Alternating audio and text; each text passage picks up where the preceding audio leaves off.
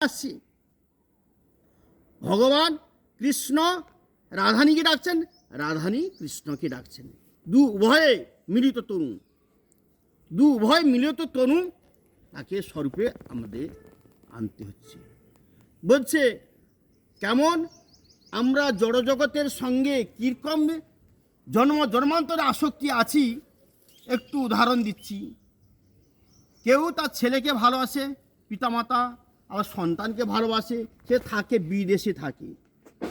দৈবাৎবশত তার ফোনটা এসছে, মা তুমি কেমন আছো, বাবা তুমি কেমন আছো।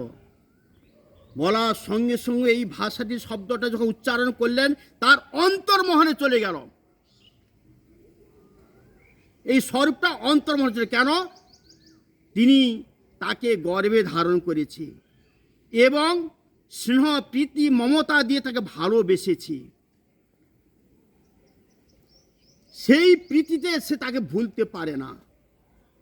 আমরা যদি ভগবানকে ভালোবেসে থাকি তাহলে ভগবান আমার হৃদয় অন্তরে অন্তর মন্দিরে জাগো জাগো মাধব কৃষ্ণ গোপাল। অন্তর মন্দিরে জাগো জাগো মাধব কৃষ্ণ গোপাল। গোপাল কোথায়? আমরা মঠ মন্দির মসজিদ সবকিছু বানাচ্ছি, তৈরি করছি। ভগবান কোথায়? মন্দিরে না, তোমার অন্তরে পরমাত্মা রূপে আছে। তুমি চিত্তটা স্থিরতা করো, সমাধিস্থ হও, যোগনিদ্রা থাকো, তবে তুমি ভগবানকে দর্শন পাবে। আমরা ছুটে যাচ্ছি মন্দিরে মসজিদে বিভিন্ন জায়গা আমরা ছুটে চলে যাচ্ছি ভগবানকে থাকার জন্য। ভগবান ওইখানে বসে আছেন না। এক ভক্ত, এক সাধু মহাত্মা তিনি এসছেন এক মন্দিরে, বলছে ভগবান কোথায়? না এইখানে তো বসে আছেন।